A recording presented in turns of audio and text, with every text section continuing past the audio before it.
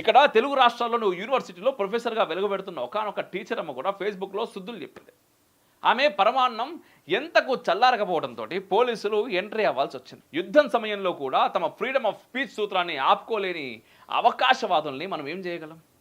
మనది చైనా కాదు కాబట్టి ఈ అతి ప్రజాస్వామిక వాదులు ఇలాగే చెలరేగిపోతూ ఉంటారు. పాకిస్తానీ మతోన్మాదుల కళ్ళలో ఆనందం కోసమే ఈ తుక్కుడే గ్యాంగులు భారత్లో జలగల్లాగా జీవిస్తుంటాయి. పాకిస్తాన్ని మనం డ్రోన్లతో, మిజైల్స్తో, బాంబులతో, జెట్ ఫైటర్లతో, వార్ షిప్స్తో, లక్షల కోట్ల డిఫెన్స్ బడ్జెట్తో ఎదుర్కొంటున్నాం. చైనా లాంటి ప్రపంచపు రెండో అతిపెద్ద ఆర్థిక వ్యవస్థను, మిలిటరీ శక్తిని కూడా తట్టుకుంటున్నాం. కానీ ఒంట్లో చేరిన ఈ కరోనా వైరస్ లాంటి వాళ్ళను మాత్రం ఏమీ చేయలేకపోతున్నాం.